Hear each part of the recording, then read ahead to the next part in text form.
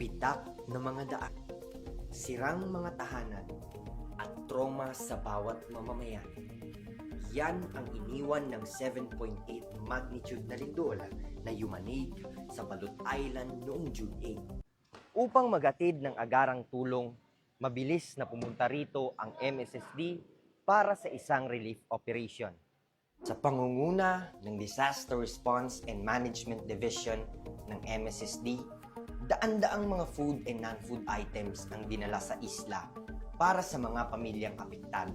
Sa maayos na proseso ng pamamahagi, isa-isang natanggap ng mga benepisyaryo ang isang set ng relief support na makakatulong sa kanilang pang-araw-araw habang sila ay unti-unting bumabangon sa epekto na iniwan ng lindol.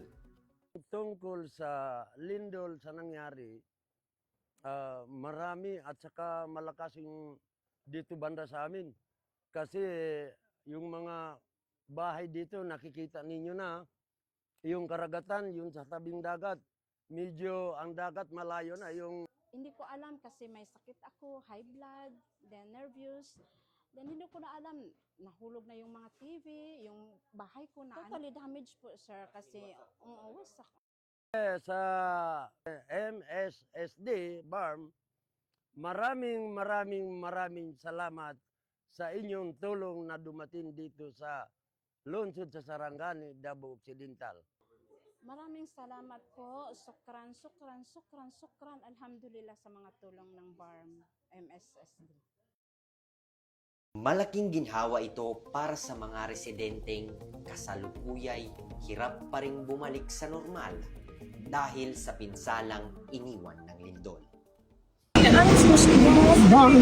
Kami po ang nagpapasalamat sa laking tulong po ninyo. Yung dito, layunin po ito, ibigay sa amin, isa patulong po sa community. Mga bagay-bagay po na tulong, tayo na po na sa inyo, branding, ang taas po sa ito kami na may isa. Sa panahon ng kalamidad, ang MSSD ay patuloy na nagpapaabot ng tulong sa mga pamilyang apektado habang sila ay nagsusumikap para sa tuloy-tuloy na pagbangon. Mula dito sa Balut Island, Jeros Platon po para sa MSSD On The Go. MSSD On The Go.